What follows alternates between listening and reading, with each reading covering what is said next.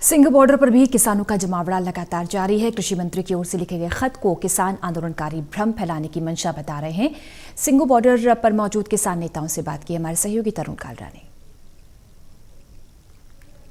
Singhu border पर किसानों का आंदोलन 23वें दिन में आ चुका है। एक चिट्ठी लिखी गई कृषि मंत्री की ओर से, क्या कुछ किसान नेता उस पर रुख अपना लेते हैं वो बात करते हैं। सर, आपने चिट्ठी वो पढ़ी, आपको लगता है कि सारी बातें पुरानी हैं या फिर कुछ नया आश्वासन है जिससे कि सकारात्मक हल निकल सके इस पूरे आंदोलन का? सारी बातें पुरानी है। देश को इमोशनल ब्लैकमेल करने की बात है, जैसे आदमी को भ्रमित किया जाता है देश को, उस तरह की बातें खेती मंत्री जी ने उनमें की है।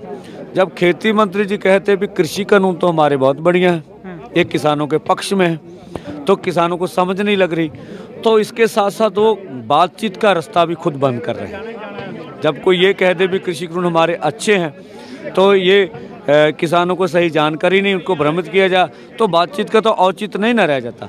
तो तोमर जी लगातार इस तरह की बातें करके देश को गुमराह कर रहे हैं, क्योंकि जब देश का खेती मंत्री बोलता है, जो प्रचार माध्यमों में उनको स्पेस मिलेगी वो शायद हमें ना मिले, तो उनका ये चिट्ठी लिखने का क्या मनोरथ था?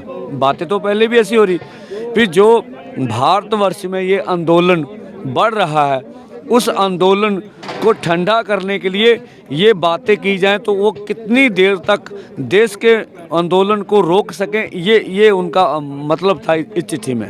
यही आरोप तो वो भी लगा रहे हैं कि भ्रम में है किसान। हाँ, वो एक नहीं ना ला रहे हैं, वो उनको डिसाइड करने चाहिए ना। वो कहते हैं भ्रम में है किसान, विरोधी फिर के उस कावे में है, खालिस्तानी है, नक्सली है, लेफ्टिस्ट हैं, वो डिसाइड करे ना है क्या। टुकड़े टुकड़े, हाँ बहुत कुछ। तो पहले एक बात बोलेंगे तब तो एक का जवाब देंगे, अब कभी कुछ बोल दिया कभी कुछ बोल दिया। अब सर्वोच्च न्यायालय बोलता है ये किसान है, तो भाई उनकी मान लो, कम से कम हमारी नहीं माननी। तो लगातार ठंड बढ़ने के कारण मौत हो रही है, दुर्घटना हो रही है, पंजाब से जो लोग आ रहे हैं उनकी, आपको लगता नहीं है ये आंदोलन कहीं मौत का कारण बन रहा है? इसके लिए जिम्मेदार फिर कौन है? देखिए, जिम्मेवार वही है जिनके आए फरियाद करने आ रहे हैं। जब कई बार बहुत सारी बातें मीडिया भी अड़ियल रवैया किसानों का, ये क्यों?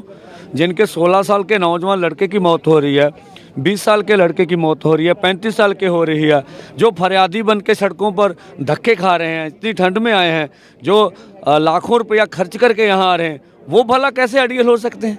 वो तो आपके फरियादी हैं ना, सड़कों पर धक्के खा रहे हैं। फरियादी कभी अकड़ नहीं करता। हाँ, जिसने फरियाद सुननी है उसकी अकड़ हो सकती है, तो वो अकड़े हुए हैं, सरकार अकड़े, हम तो भाई फरियादी हैं। तो जो अगर के लिए बुलाया जाएगा, जाएंगे फिर से? देखिए, बातचीत के लिए स्वयं प्रधानमंत्री जी मीटिंग लें, सभी देश की यूनियन को बुलाएं और खुले मन से कहें कि हम डिस्कस करके अगर कानून वापस लेने तो ये भी लेंगे, तो जाएंगे बातचीत। तो ये जो नेता है वो किसान मजदूर संघर्ष कमेटी पंजाब के नेता हैं, और ये कह रहे हैं कि प्रधानमंत्री खुद से अगर कोई बैठक बुलाएंगे तो वो उसका स्वागत करेंगे और उसमें शिरकत भी करेंगे, लेकिन कानून के ऊपर टस से मस होने के लिए किसान आंदोलनकारी तैयार नहीं है। सिंघू बॉर्डर से कैमरामैन मनोज के साथ तरुण कालरा, टोटल न्यूज़।